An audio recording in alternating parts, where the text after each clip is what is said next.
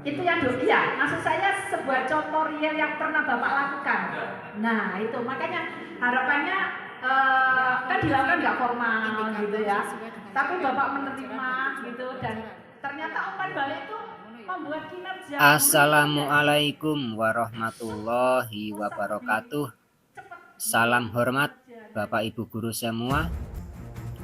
Pada hari Sabtu tanggal 11 Juni 2022 di Kota Batu dilaksanakan lokakarya penguatan Komite Pembelajaran Program Sekolah Penggerak. Pelatih ahli yang bertugas sebagai fasilitator adalah Bu Sri Rahayu dan Bu Dina Rizky Puspitasari. Sementara itu dari sekolah saya SMP Muhammadiyah 8 Batu ada 4 orang yang bertugas sebagai peserta, yaitu saya Andi Wahyu Sulistyo, guru bahasa Indonesia. Kemudian rekan saya Bu Evinda Niasari, guru bahasa Inggris. Kemudian Bu Anissa Umi Latifah, guru pendidikan agama Islam. Dan kepala sekolah kami Bapak Windra Rizkyana. Dalam lokakarya tersebut disampaikan bahwa sekolah penggerak harus mengembangkan budaya umpan balik antar rekan sejawat. Dulu umpan balik itu biasanya dilaksanakan oleh guru kepada murid-muridnya. Namun sekarang umpan balik itu perlu kita kembangkan menjadi budaya antar rekan sejawat. Artinya antara sesama guru atau antara kepala sekolah dan guru atau antar komponen yang ada dalam sekolah itu perlu juga mengembangkan umpan balik itu menjadi sebuah budaya atau kebiasaan yang positif untuk saling membangun. Nah, untuk itu masing-masing orang harus terampil menyampaikan umpan balik dan masing-masing orang juga harus mau menerima umpan balik. Umpan balik dari rekan sejawat harus dianggap sebagai sesuatu yang positif. Tidak boleh ada perasaan sakit hati atau malah dendam ketika ada rekan sejawat yang memberikan umpan balik.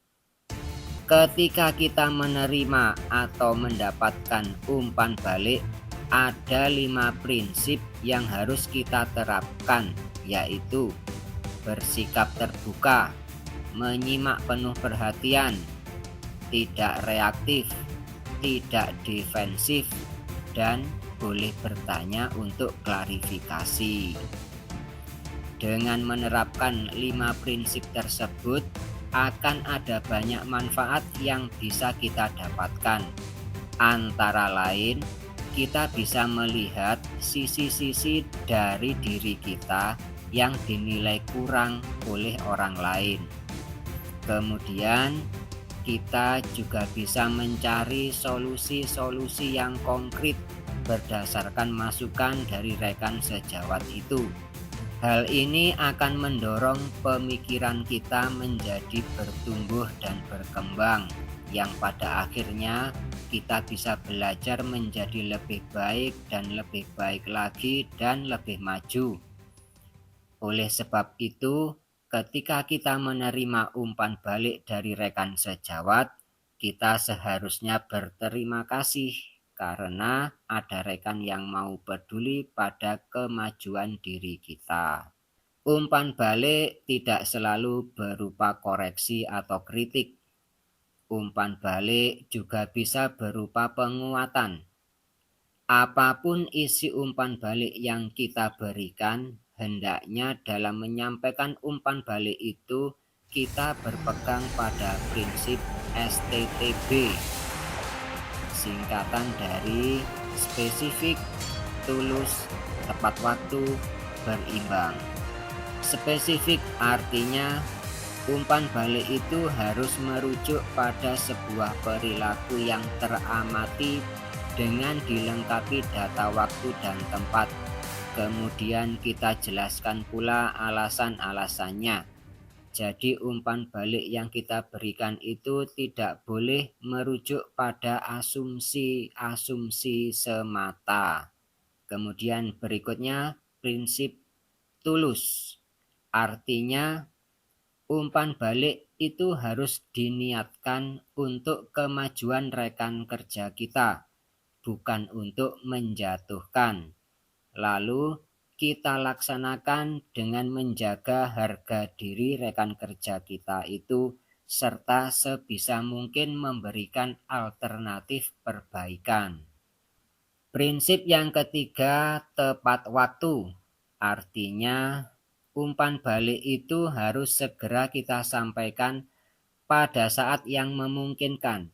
Jangan sampai menumpuk atau malah menjadi daftar kesalahan. Prinsip yang keempat yaitu berimbang. Artinya umpan balik itu harus menyampaikan secara berimbang antara sisi positif dan negatif atau antara sisi lebih dan sisi kurang dari rekan kerja kita yang kita beri umpan balik. Prinsip berimbang ini juga berarti kita tidak boleh menyampaikan daftar kesalahan, serta tidak mengulang-ulang apa yang sudah kita katakan. Dalam memberikan umpan balik, tentunya kita ingin umpan balik dari kita itu berjalan efektif dan tidak melukai rekan kerja kita. Nah, untuk itu kita perlu memakai teknik umpan balik. Ada banyak pilihan teknik umpan balik yang bisa kita pakai, antara lain teknik sandwich, teknik axe tell axe, teknik the bridge, teknik situation behavior impact, dan lain-lain.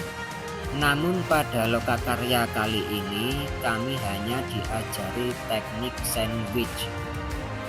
Teknik umpan balik sandwich adalah teknik yang menggunakan 3 lapisan perkataan selama menyampaikan umpan balik. Lapisan perkataan pertama adalah perkataan yang berupa komentar positif seperti pujian dan ulasan terhadap hal lebih atau hal baik yang telah dilakukan oleh rekan kita itu. Lapisan perkataan kedua adalah perkataan yang berupa masukan-masukan perbaikan, yakni informasi tentang apa yang perlu diperbaiki, mengapa perlu diperbaiki, bagaimana memperbaikinya, serta kapan dan di mana konteksnya. Lapisan perkataan ketiga adalah perkataan yang dapat memotivasi atau menyemangati, serta memberikan keyakinan pada rekan kita itu bahwa ia pasti bisa. Dari lapisan perkataan pertama ke lapisan perkataan yang kedua, ada pantangan yang sebisa mungkin harus kita hindari, yaitu penggunaan kata tapi, namun, meskipun, dan sejenisnya, karena kata-kata tersebut memiliki efek makna menjatuhkan jika kita ucapkan setelah komentar positif. Demikianlah Bapak Ibu laporan hasil kegiatan yang bisa saya bagikan kali ini. Semoga video ini bermanfaat dan dapat menginspirasi Bapak Ibu guru semua untuk mengembangkan budaya umpan balik antar rekan sejawat di sekolah kita masing-masing. Saya Andi Wahyu Sulistyo dari Kota Batu mengucapkan terima kasih sudah menyaksikan video ini sampai akhir. Mohon maaf atas segala kekurangan. Wassalamualaikum warahmatullahi wabarakatuh.